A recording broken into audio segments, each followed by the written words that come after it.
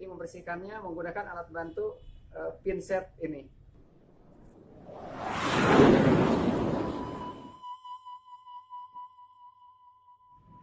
Assalamualaikum warahmatullahi wabarakatuh. Bertemu kembali di channel HNH Terapi Center. Channel ini khusus membahas tentang terapi dan pengobatan alternatif. Pada kesempatan kali ini kita akan membahas tentang cara membekam yang baik dan aman. Bekam ini bisa dipelajari oleh orang yang awam sekalipun. Mudah-mudahan ilmunya bermanfaat. Alat-alat bekam satu set atau satu kotak adalah seperti ini. Jumlah cupping, ini namanya cupping. Jumlah cuppingnya bermacam-macam. Ini kebetulan yang 12 cupping.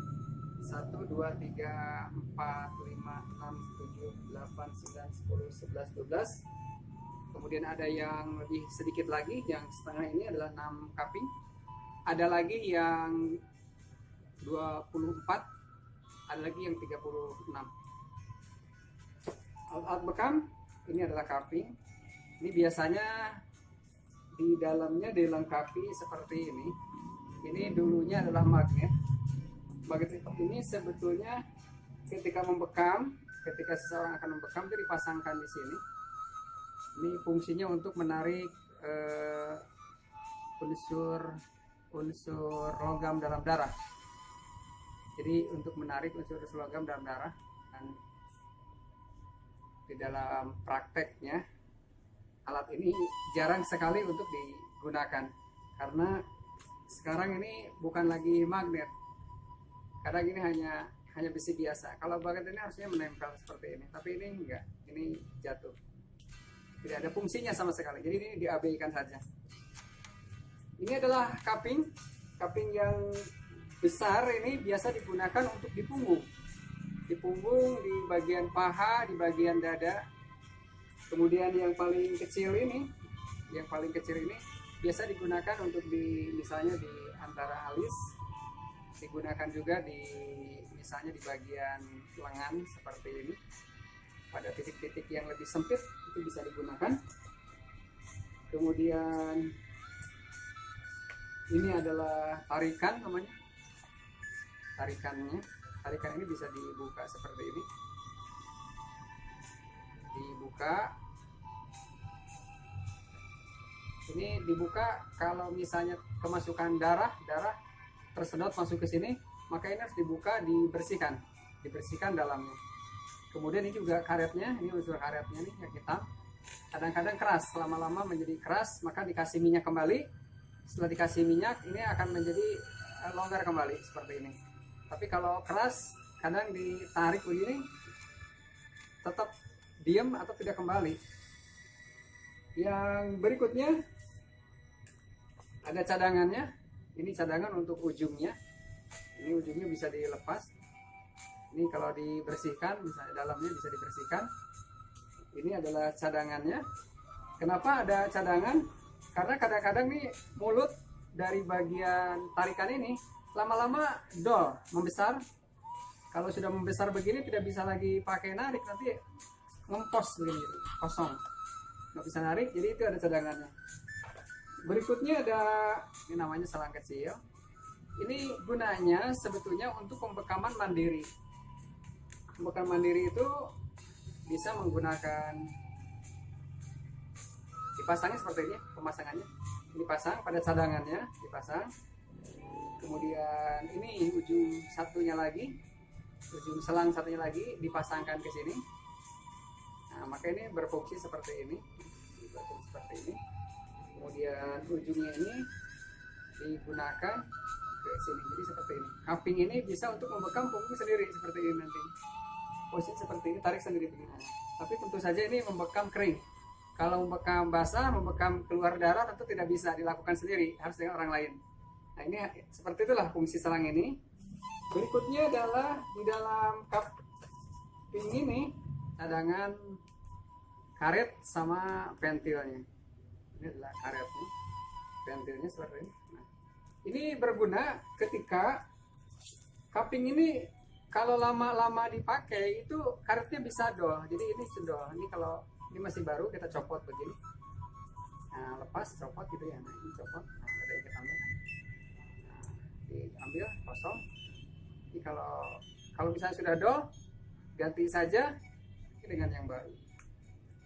Tentu kalau cadangannya sudah habis, karetnya sudah habis misalnya, ini karena hanya ada 2 karet, tentu harus beli yang baru lagi.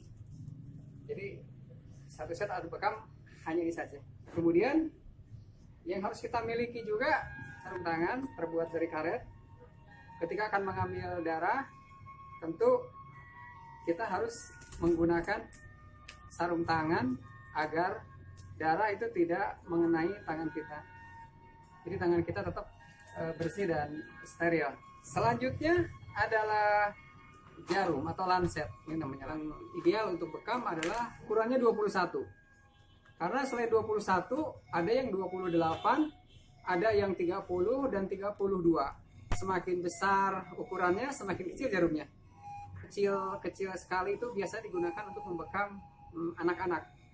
Jarum ini juga jarum sama, berbeda merek, berbeda kualitas tentu saja. Kemudian yang berikutnya adalah pen lancet. Ketika kita membeli pen lancet ini, maka ada cadangan untuk ujungnya, hilang ujungnya, maka diganti dengan yang plastik seperti ini. Ini tidak boleh terlalu keras ketika diputar, cukup saya mentok saja. Kalau keras nanti dol.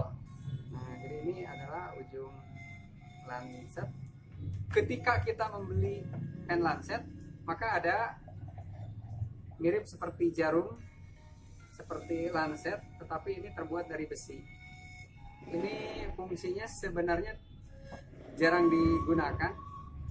Alat bekam selanjutnya adalah minyak zaitun, tempat yang bekas minyak-minyak tertentu, artinya bisa digunakan untuk tempat minyak zaitun. Selanjutnya adalah alkohol, alkohol 70%. Kemudian ketika kita menggunakan, untuk memudahkan penggunanya menggunakan tempat seperti ini. Jadi nanti cukup disemprotkan seperti ini saja. Cukup disemprotkan dan tentu saja dengan tempat ini nanti tidak mudah tumpah. Kemudian yang berikutnya adalah siapkan toples kecil, dan ini adalah tempat sampahnya. Selanjutnya adalah tisu. Kalau tidak menggunakan tisu, boleh menggunakan kapas. Ada khusus kapas-kapas medis, boleh. Mana yang paling mudah dilakukan. Selanjutnya adalah nampan. Kita menggunakan 2 buah nampan. Fungsinya pertama, alat-alat bekam itu disimpan di nampan seperti ini saja. Jadi ketika kita akan melakukan proses pembekaman, jadi alat-alat ini dikumpulkan menjadi satu. Tidak mencari-cari nyimpan di mana tadi ya gitu kan. Kadang-kadang kita suka lupa ya nyimpan di mana ya gitu ya. Apalagi kalau banyak alat itu yang disimpan di suatu tempat begini. Nah, fungsi yang satunya lagi ini adalah untuk menyimpan cupping bekas melakukan pembekaman. Jadi tidak menyimpan cupping di lantai misalnya, atau nyimpannya tidak di sembarang tempat. Jadi simpan dalam sebuah nampan seperti ini. Kalau nampannya kekecilan ya cari yang lebih besar saja. Perlengkapan selanjutnya adalah masker, dipakai apabila diperlukan. Alat selanjutnya adalah pinset seperti ini. Ini alat penjepit, gunanya untuk membersihkan cupping, bagian dalamnya, sisi pinggirnya yang terkena darah, membersihkan ujung pen lancet yang bagian dalamnya sering sekali kemasukan darah. Jadi membersihkannya menggunakan alat bantu pinset ini. Demikianlah penjelasan tentang alat-alat bekam ini. Semoga bermanfaat bagi Anda, dan selanjutnya nanti kita akan menjelaskan tentang bagaimana cara membekam yang baik dan aman. Terima kasih atas segala perhatiannya. Semoga Anda sekeluarga selalu sehat walafiat. Assalamualaikum warahmatullahi wabarakatuh.